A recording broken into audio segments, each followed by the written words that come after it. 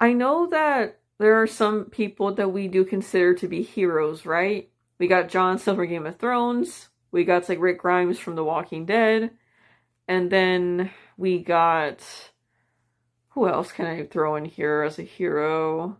Oh, we got like what, Heather from Silent Hill 3. I know it's really random. I'm just kind of with hero names.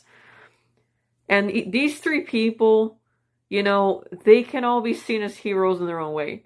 Yes, maybe like Rick Grimes and Jon Snow have done some stuff that we wouldn't really agree with, but still, they still stuck to their acts of trying to be a hero. And yes, poor Heather, she's been through a lot. But yet she's a teenager that's just trying to survive. Again, we can't really judge her for that. But there's one guy that I do not think is a hero at all.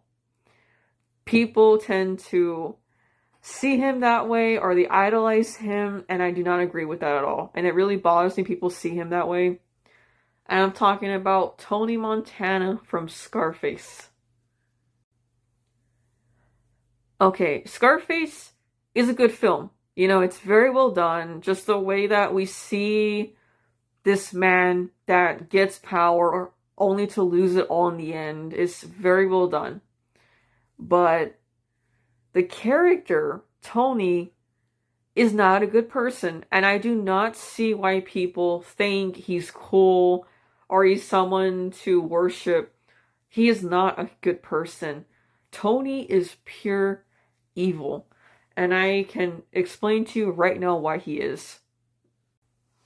So, Scarface, we follow the story of Tony.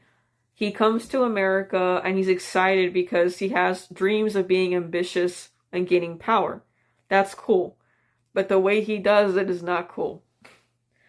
And he teams up with his best friend. His name is Manny. And they are able to join a gang with a man named Frank. And he also has a girlfriend named Elvira, which Tony takes a very strong liking to.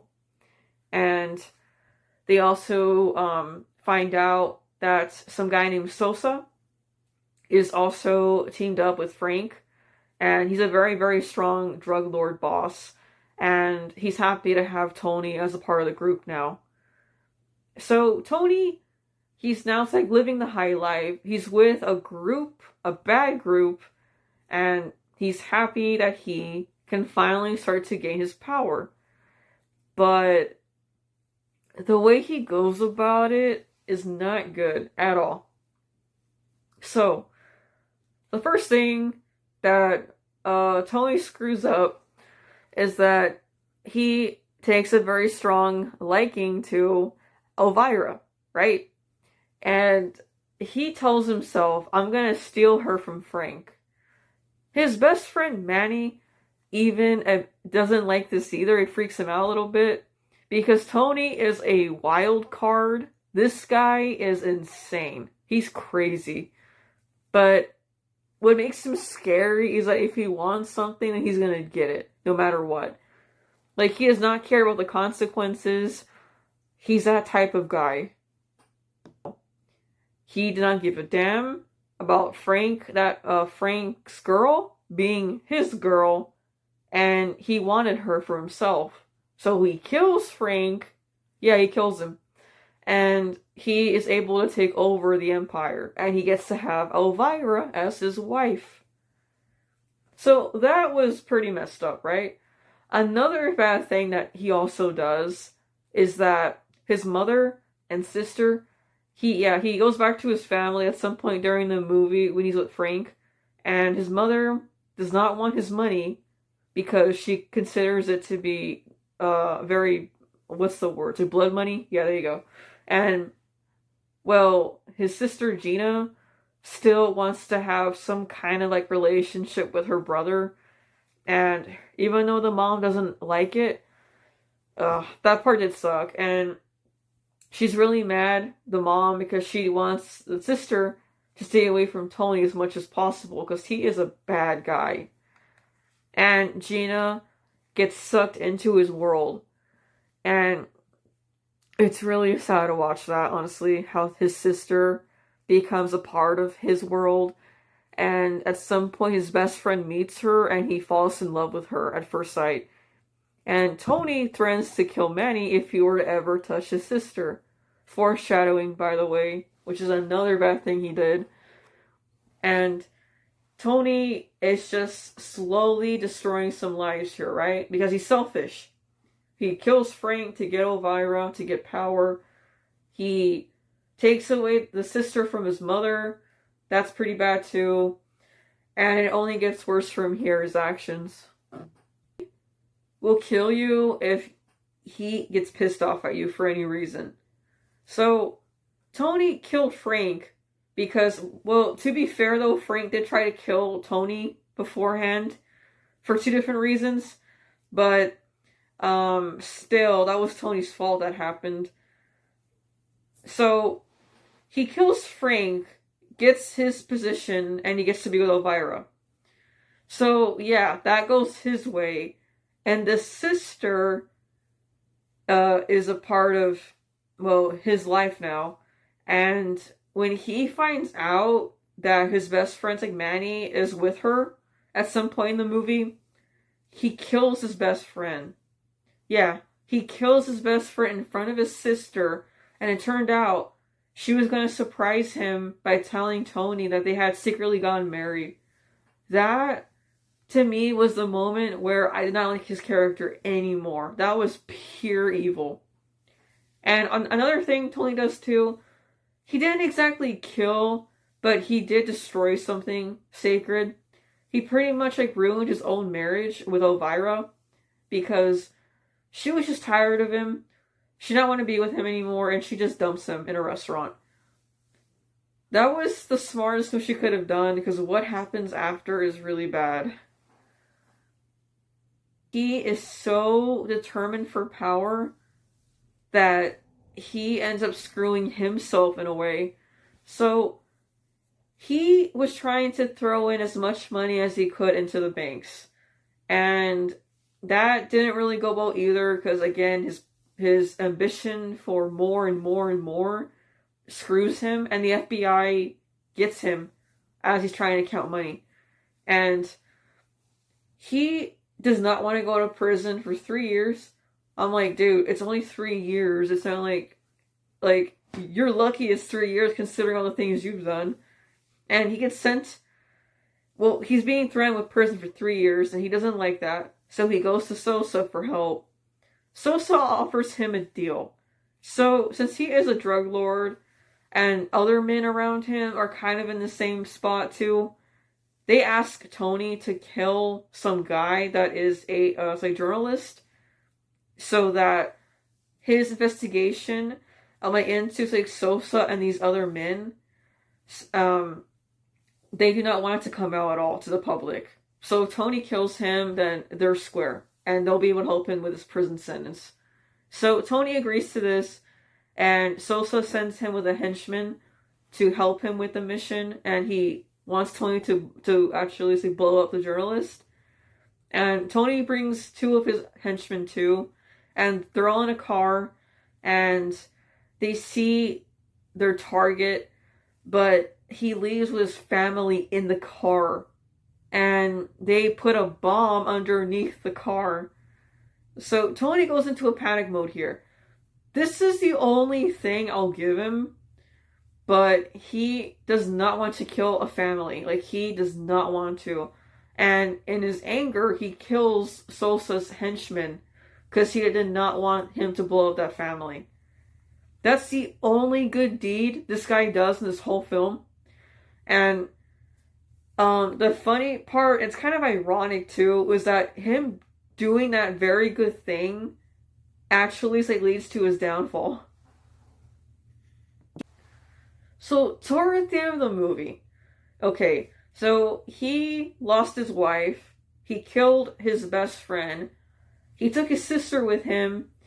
That is, she went insane in the head because she lost her lover, and he is at his house just there because he knows Sosa's gonna come after him, and sure enough he gets a phone call. It was kind of funny what happened there. But yeah, because Tony was so angry that he couldn't even hold the phone properly. That was hilarious.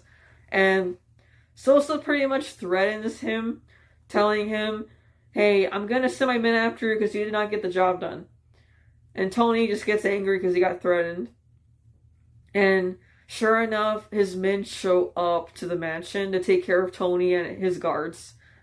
So during this war going on, his sister comes into his main office and she's gone crazy and she's trying to kill him. And during this scary thing going on with his sister, some guard from Sosa's men comes in and kills his sister in front of Tony. And this is when Tony snaps and starts to realize, oh my god, I have destroyed everything. I killed my best friend, I got my sister killed. I did feel a little bad for him, but not really, because again, that was his own doing. He got people that he was supposed to love killed or left him completely, and that was really sad. It also hurt really bad too, because his mom, at some point, because he actually goes back to her, his mom was angry at him because she blamed him for taking away the sister. And, yeah, that sucked. And, yeah, so Tony goes in a rage after his sister dies, and he decides to go on a rampage and take out as many men as he can before he dies. And that's exactly what he does. This part was insane. I can't believe I never knew how crazy this part was at the end of the film. So Tony gets a gun. And apparently, I'm not sure this is actually true or not, but this weapon was actually from like the set of like Terminator 2, I believe, and they had used it for the movie. I think it was part grenade launcher and part machine gun, I think. Crazy weapon, but he killed so many men. I think he killed about 42, or I could be wrong, but I think I count a lot. But it's pretty brutal. Like, he goes on a total rampage. And that part I'll also give to him, because that was unexpectedly insane. I didn't think he was going to kill that many guys, but cool, I guess, on his end. And sure enough, during his crazy war, there's a guard from Sosa that comes up behind him and shoots him in the back with a shotgun, permanently killing Tony. And there is something I loved about this movie, and it really did set the tone for the movie. Perfect bow at the end, how they ended it. So when Tony dies, he falls over his balcony into a pool. And there's a quote that I did not expect to see with Tony. This quote stayed with him. And we had seen this same quote back in the second half of the film, I think. Yeah. After he kills Frank and tells Elvira to come with him, there's a blimp in the sky, and it said that the world is yours. And Tony, that message stayed with him.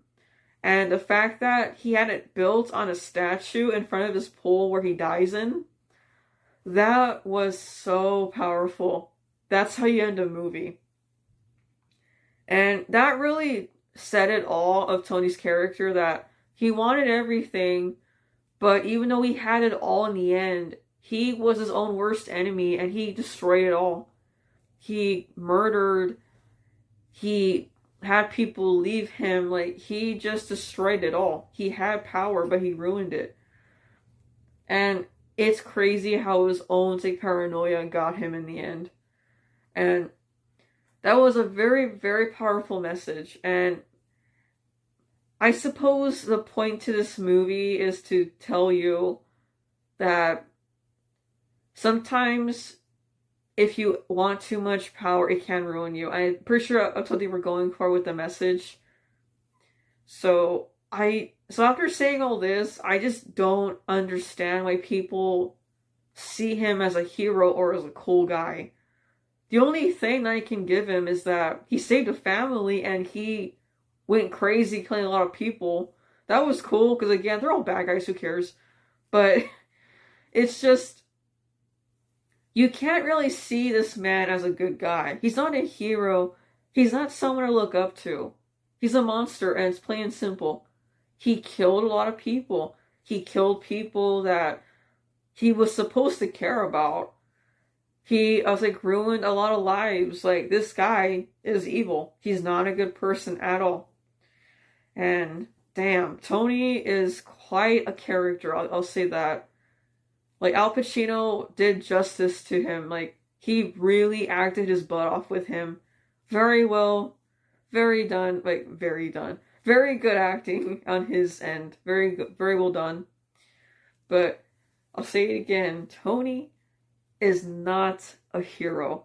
He never will be. He is a monster, a criminal. And that is what Tony Montana is.